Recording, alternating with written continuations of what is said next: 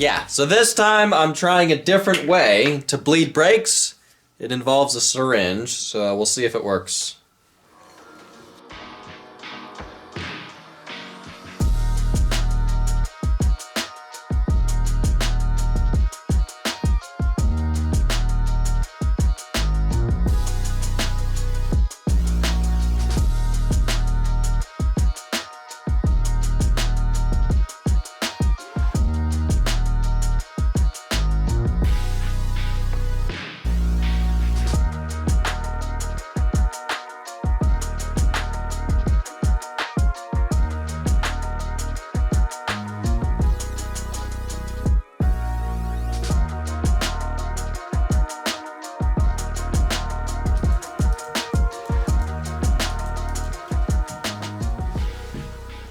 Alright, so already, the first thing we're trying to finish in this video is not working. Basically, I'm trying to bleed the brakes for the front brakes. I'm trying a different way. Instead of filling the master cylinder with brake fluid and trying to get the brake fluid down, I have a syringe filled with brake fluid, and I'm injecting brake fluid directly into the calipers up to the master cylinder, and that seemed to work great.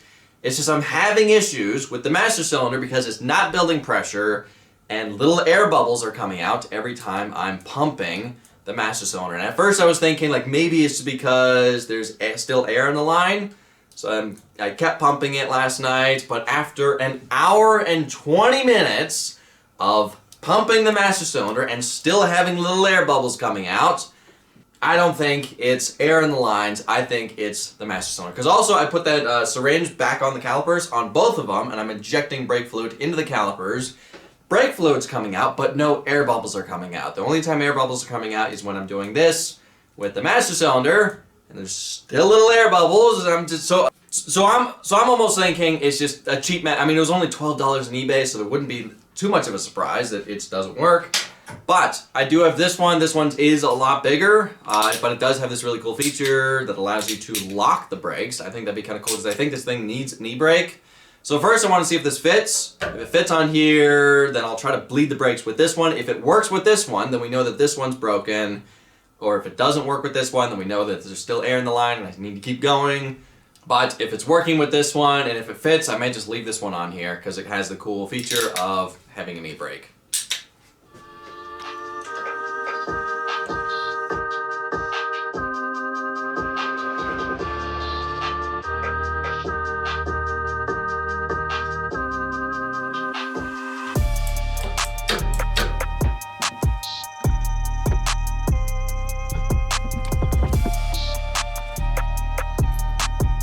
Oops.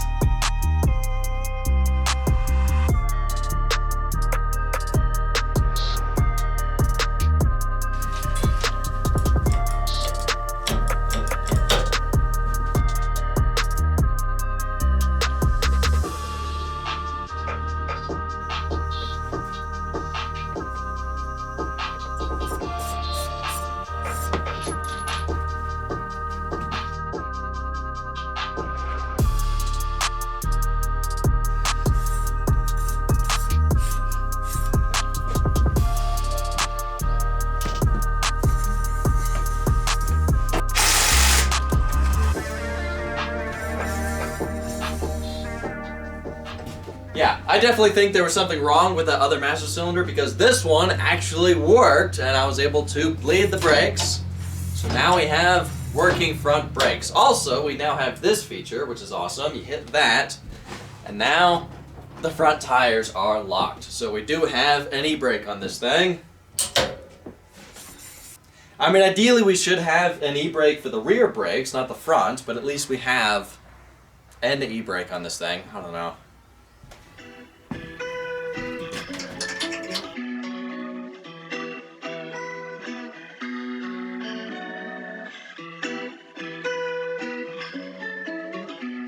So for the rear brakes, I think it's going to be a lot easier to bleed them with them out of the frame. So as annoying as it is to remove them, I think it's going to be easier to bleed them and then just put them back in the frame.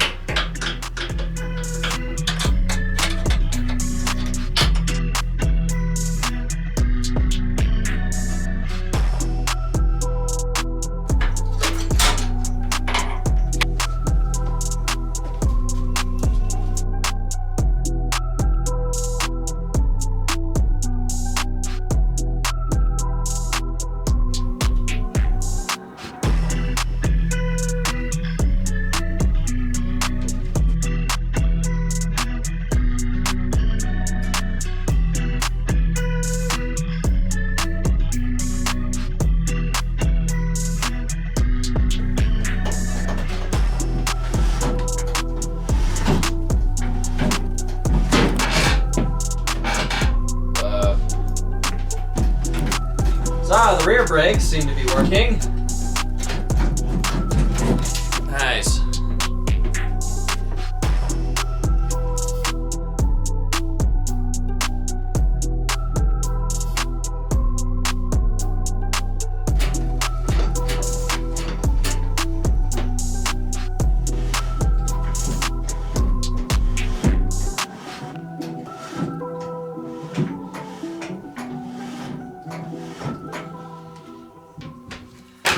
Alright, now that the brakes are done, let's start working on hooking up the fuel line and the oil line.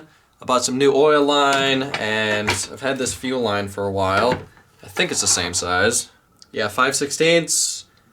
5/16. Nice.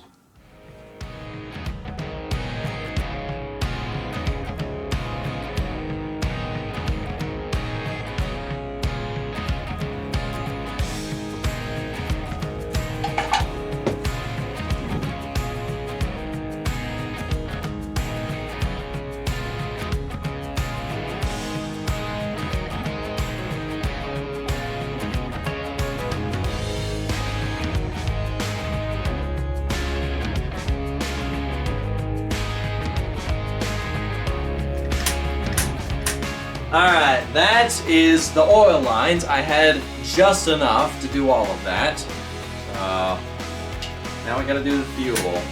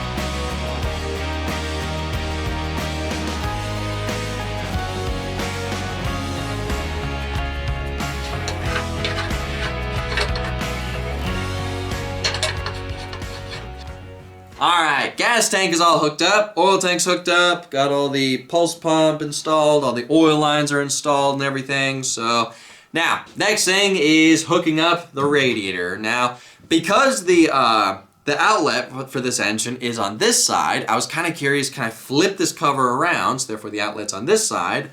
That would make it a lot easier to connect the radiator hose from here directly to here. So I tried it, I took the cover off, flipped it around, but unfortunately it won't work. The holes for the spark plugs are offset by a tiny little bit, so that unfortunately won't work, which is not the end of the world. All it really means is we have to have a radiator hose going from here, going around the engine down here, and then up to the radiator right there. So also, we do want to be able to monitor the temperature of this engine, so I have one of these little temperature sensors. And one thing that's kind of funny is, for some reason, originally I was thinking that the temperature sensor had to be on the inlet of the engine, not the outlet. So therefore, I spent well over an hour making this. This was originally one of these, I forget what these aluminum pieces are called, but basically just put these in the radiator hose and the temperature sensor attaches to it. This was originally 3/4, but this is 1 inch, so therefore I modified this to be 1 inch. I also put it at an angle because the inlet on this engine is kind of facing downwards a little bit.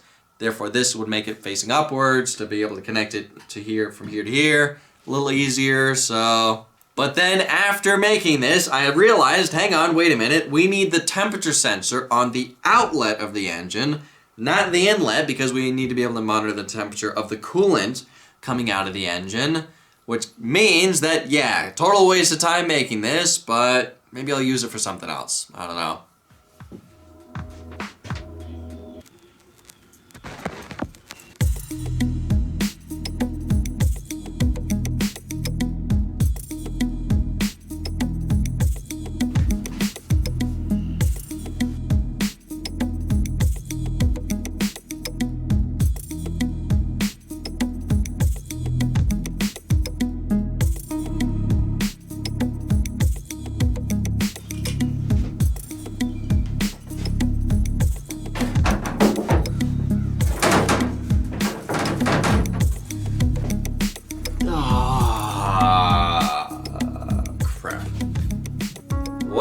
gonna be an issue. Yeah, I don't know why I thought that this wasn't gonna be. So I've been staring at this for a while now, and I think I figured out 3 solutions on how to possibly solve this. The first one is just making this bend as close to the radiator as possible. See if I can cut a little bit off of this, cut a little bit off of that, and just move it further in. Another thing I could do is just move the mounts for the top of the radiator on the inside of these mounts instead of the outside. That'll move the radiator further forward. I'm going to try those 2 things first. If that solves this, then great. But if not, what I could always do is I could cut about 1/2 inch off of this aluminum and cut these 2 rivets that aren't doing anything, cut those off. Basically just make this the same line as the fiberglass. So with those 3 things, I'm pretty sure I can solve this and get this to fit on here again.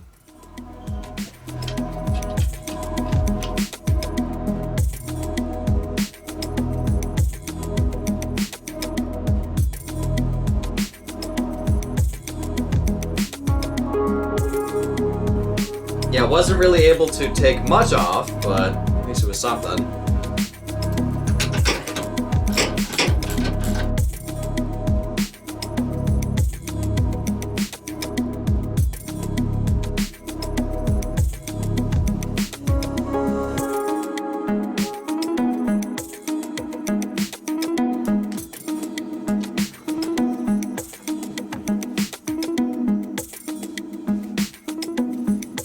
Alright, hopefully that worked.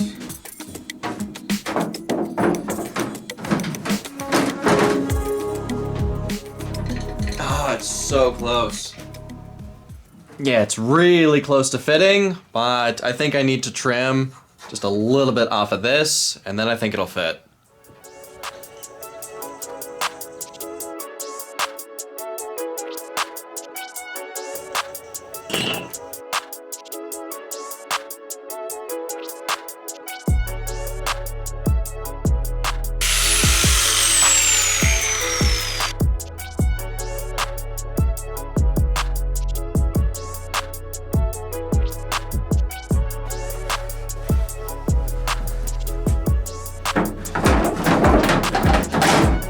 Nice. Awesome. I had to trim a little bit more away at this, but now the fiberglass fits on here. Nice. And that doesn't look too bad, luckily. Alright, let's fill this thing full of coolant and hopefully it doesn't leak.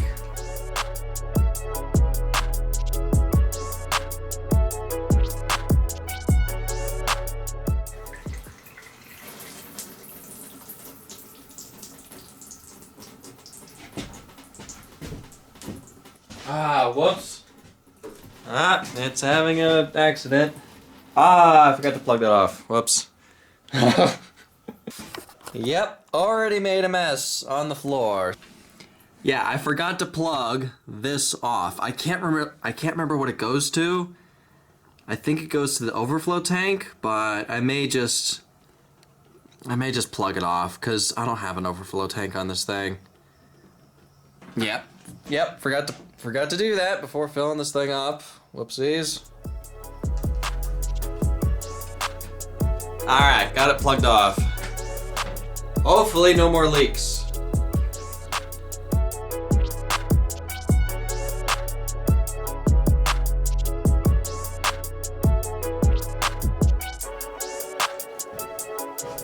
So we have another leak. The temperature sensor is dripping a little bit. I tried tightening as much as possible and it helped, but it's still dripping.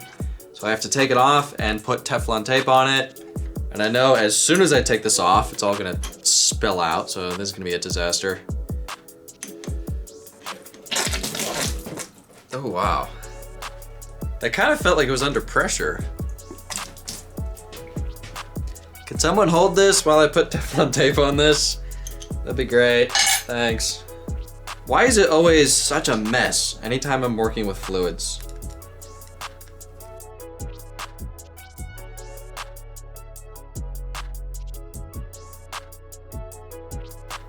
Oh, I forgot the scissors. Oh, are you kidding me? Ah! Where's the scissors? Excuse me. Can I get some help here? That'd be great.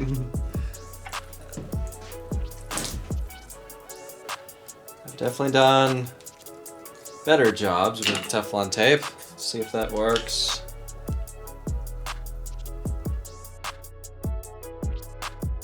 The first fluid we add, and we're already making a mess. Okay, does that fix it? Hopefully. One test we can do is pressurizing the system.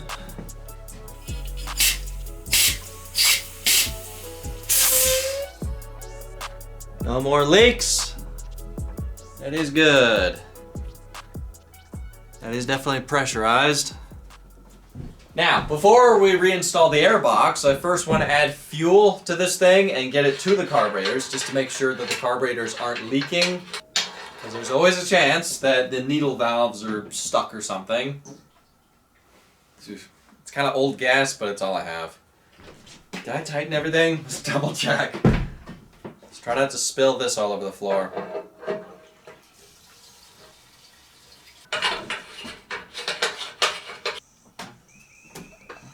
Oh. Alright, so fuel is getting to the carburetors, which is good. And so far it's not leaking. I mean, it makes sense because the gas tank is higher than the carburetor, so fuel should be getting to the carburetors. Yeah, I wanted to double check to make sure that fuel is getting to the carburetors without the carburetors leaking, because in my experience, sometimes the float bowls get stuck and you have to clean out some trash, you know, sometimes it's in the lines and gets the carburetor float bowls stuck. So, but they're not leaking and they definitely look like they have fuel in them, which is good.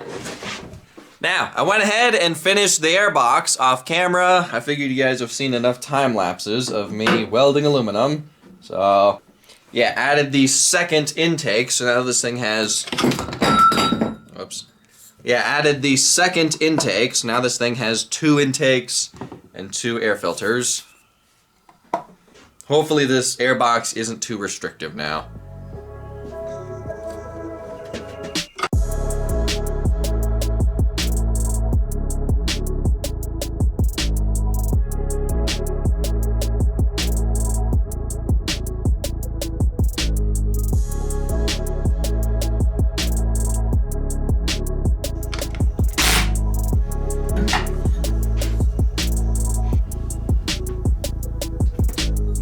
So I have some of the oil that I drained out of the oil tank on the snowmobile, so I'm gonna use, I think it's fine to use. I don't see any water in it.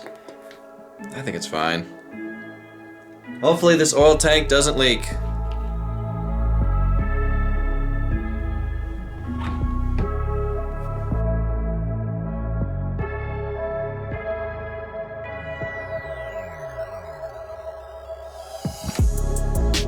There it comes. Alright, so I watched a video on how to prime these oil pumps because apparently that's something you really need to do before you get the engine running. So it took me a little while. I had to take this thing apart actually because there's actually a bunch of water in here. But I eventually finally got it to actually work.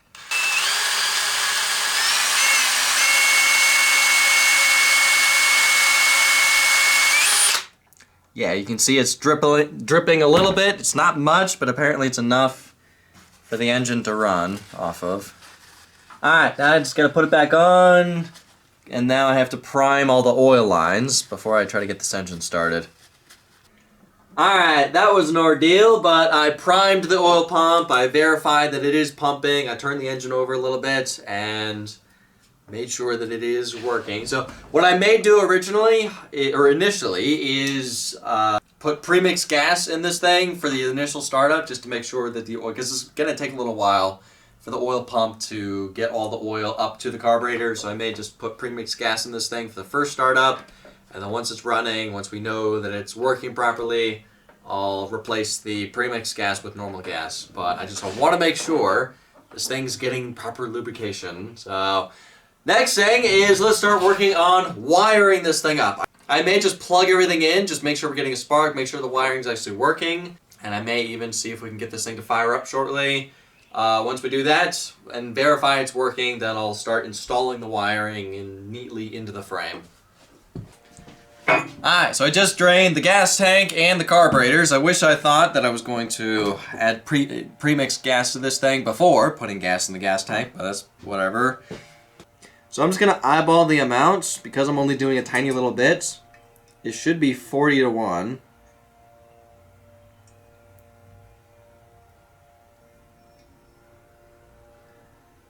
That's enough.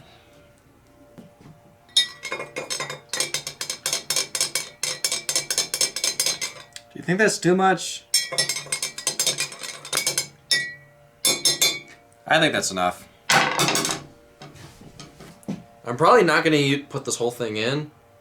We just need a little bit.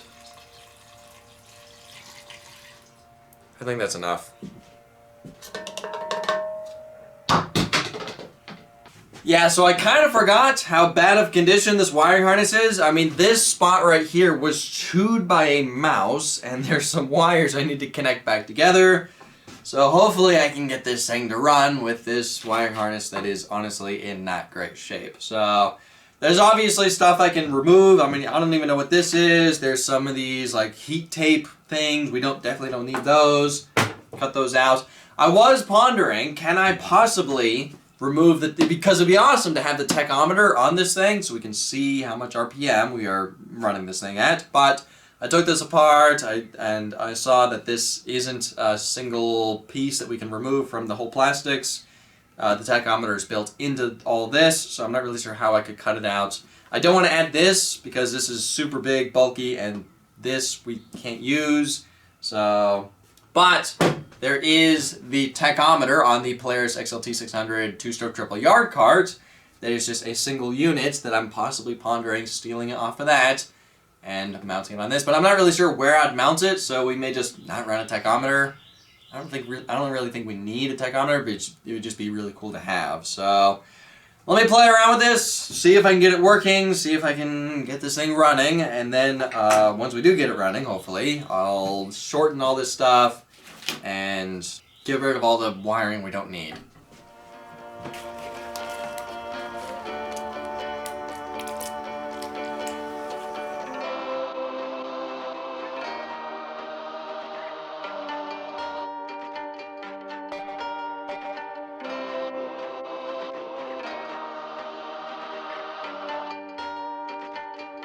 Yeah, who knows if any of these wires are important, but I figure just connect them back together just so we can test this thing.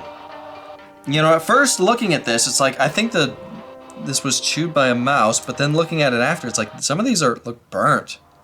So I almost wonder if the mouse chewed it, and then somebody ran the engine, and then they shorted out, because some of these look melted. There's a perfect spot for this thing, right about here.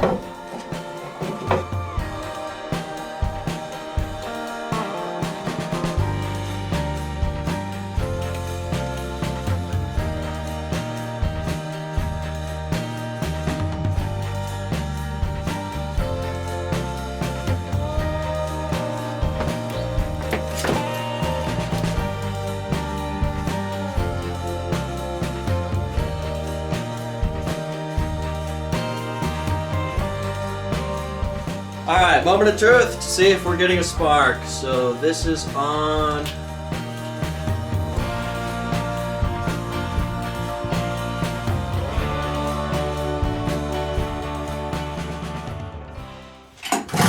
There it is. Nice. Alright, we are getting a spark. So you just have to have these pressed in for some reason. Alright, here goes nothing. It's probably going to take a couple pulls, but. Ooh.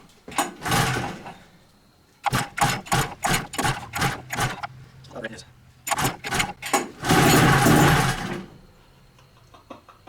We have life!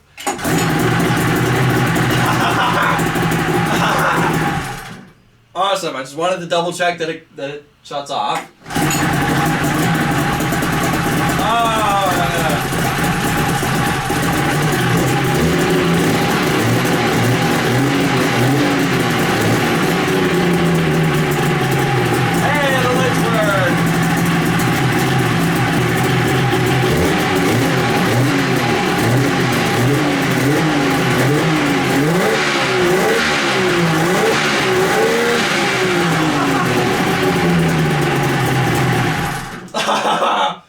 Ah, it runs.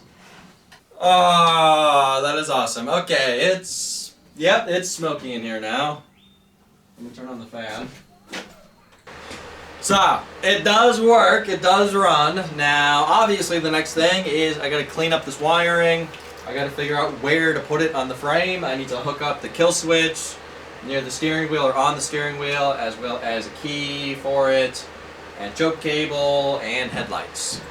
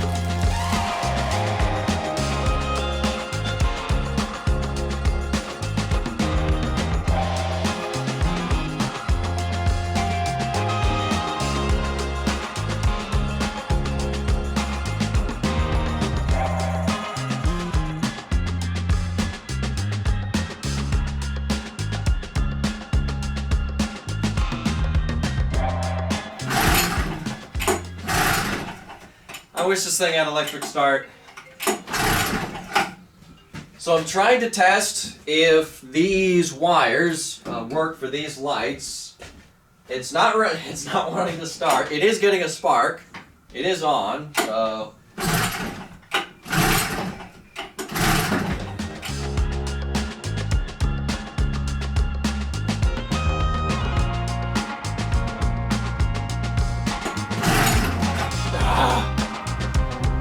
The weird thing is, it's getting a spark, and it's not starting. I turn it over, I pull the spark plug out, and it's wet.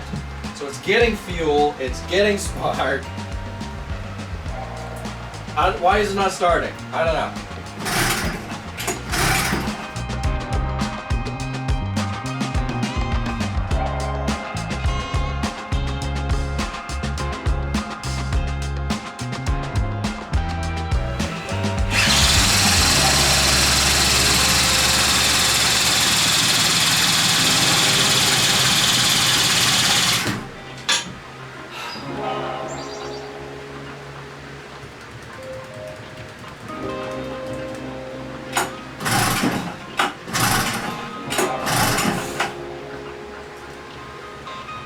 I don't know what to do.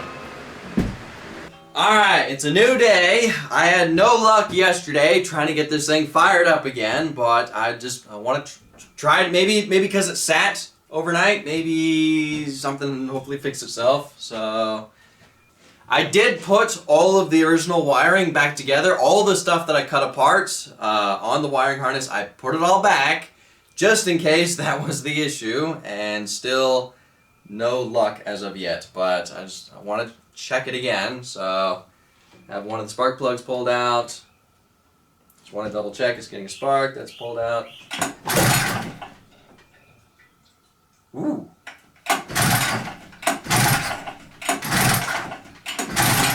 Was that me, or did it like try to kick to life for a second there?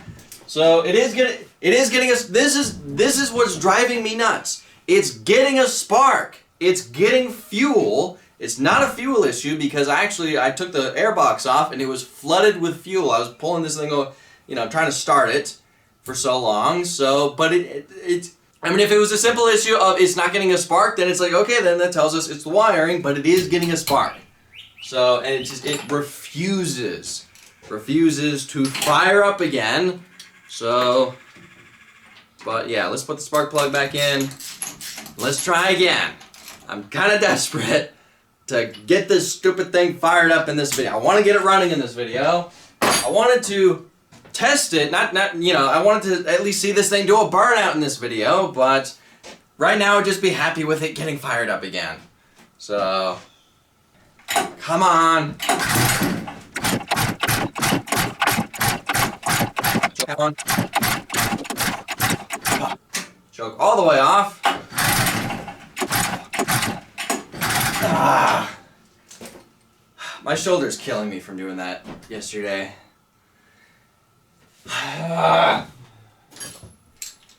Let's take all the spark plugs out. Yeah, wet, smells of fuel, wet, smells of fuel. But yet, you put them back on, and it is clearly getting a spark.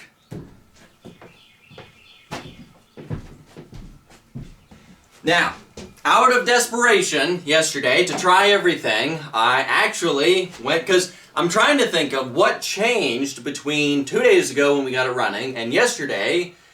The thing that changed was I cut a lot of this wiring harness apart and clipped a bunch of wires out. All the stuff that we're not going to be using for this thing. So it's like, well, so what I did yesterday is I put all the wires, all the wires that I cut off of the wiring harness, I actually put back on. Quickly put butt connectors on it, put the wires back on, I put everything back on here. I'm pulling this thing and still, yesterday, it still won't fire up. And I'm 95% sure that none of this has any safety features. Because I was thinking about that. Like, what if there's a safety feature? If the oil level sensor isn't plugged in, or if it's not sensing enough oil, maybe it'll shut the engine off. Or maybe if the temperature sensor isn't plugged in, maybe it'll shut it. But I've been staring at this wiring harness, and I don't see any of those safety features. I don't see anything that would shut the engine off if it's not plugged in or if it's not hooked up right. I don't think this engine is that sophisticated, so, but I wanted to put all this stuff back just to check, and sure enough, still nothing. Still, this thing's a dead brick. Well, that's a bit disappointing. We did get it running shortly in this video, but I messed with the wiring harness, and now this thing refuses to run. I have spent the last day and a half trying to get this thing running again with no luck. Now it is getting a spark, but it's not a very strong spark, and I almost remember this being an issue with another engine years ago where it was getting a spark, it was getting fuel, but it wasn't running, but it wasn't a very strong spark, and then I kind of noticed it's not sparking regularly. And then so I changed the CDI on that project, and then instantly it fired up. So I'm almost wondering if it's the CDI, because I'm also trying to think what happened between when we had it running earlier and now that it's not running. Yes, I did mess with the wiring harness, but I honestly don't think it's that. One thing that did happen is I spilled a bunch of fuel from the carburetors, and I noticed a lot of it got on the CDI, and on the CDI where the wires go into it, it's kind of cracked really bad, and I noticed that when I kind of tipped it over, I could kind of see a little bit of fuel came out. So I'm wondering if gas or fuel got into the CDI and somehow messed it up. I'm almost thinking, because I've literally tried everything I can think of. It's getting fuel, it's getting spark. It's not a very strong spark, but at least it's a spark.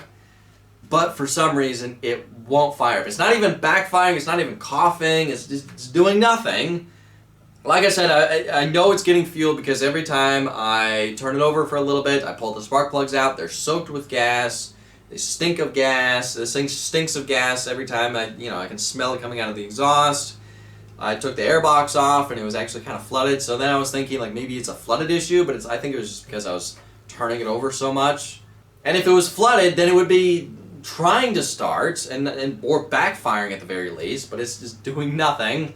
So at first I was thinking maybe it's the wiring, maybe it's because I cut apart a lot of the wiring, but I've been looking at the wiring harness and the wiring diagram, and I'm pretty sure that there are sensors on this thing, the oil level sensor and the temperature sensor, but I'm pretty sure they don't have anything to do with shutting the engine off if they're not hooked up, or if they're not plugged in, or anything like, or working properly or anything like that. All they really do is just operate a light on the dashboard telling you that it's either overheating or low on oil.